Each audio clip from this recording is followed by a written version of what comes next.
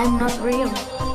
I'm a computer mock. nin Australian ah ayaa noqday ninkii ugu horeeyay ee la qabto kadib markii ciidamada sirta caalamku ay iska dhigeen shaqaale samafal oo matalaya gabar 10 jir ah oo internetka isticmaalaysa faahfaahinta ilaa iyo kun nin oo isku dayay in ay gabadhan ku sasabtaan nin qiyaali ah si ay ugu sameeyaan falal anshax xumo ah Scott Rabbit oo horay dambiye uga diiwaan gashnayeen ayaa maxkamadda gobolka Brisbane ka qirtay 3 dambi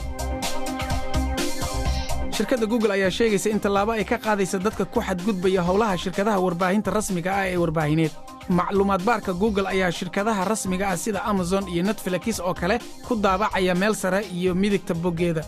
kala mudnaansiinta ayaa noqonaysa xayeysiin oo kale qarash badan u baahan oo ay tahay in shirkaduhu ay lacag bixiyaan si cidii ku dirta internetka fariimo aflagaada ah waxa la xiri doonaa ilaa 2 sanadood sida ku xusan qaanuunka cusub oo ay soo saartay xukuumadda Britain dadka qaanuunkan ka soo horjeeda ayaa tilmaamaya dacwooyinka aflagaadada internetka in lagu qaadi karo xeerka aflagaadada warbaahineed ee la soo saaray 10 sano ka hor kaasoo ka gaabiyay in lagu xisaabtamo baraha warbaahineed casriga ee Twitterka iyo Facebook baabuur iswadaya ayaa xawaarihiisu gaaraya saacadiiba 149 mayl kaasoo rikoodh cusub u sameeyay baabuurta iswada baabuurka ayaa xitaa wuxuu ka dheereeyay waqti loo qabtay baabuur uu waday nin darawal ah oo ilaa iyo 5 sakan baabuurka oo ah nooca tartamada ayaa waxaa lagu rakibay kaamarooyin badan laysaro iyo raadaaro ka caawiya hagista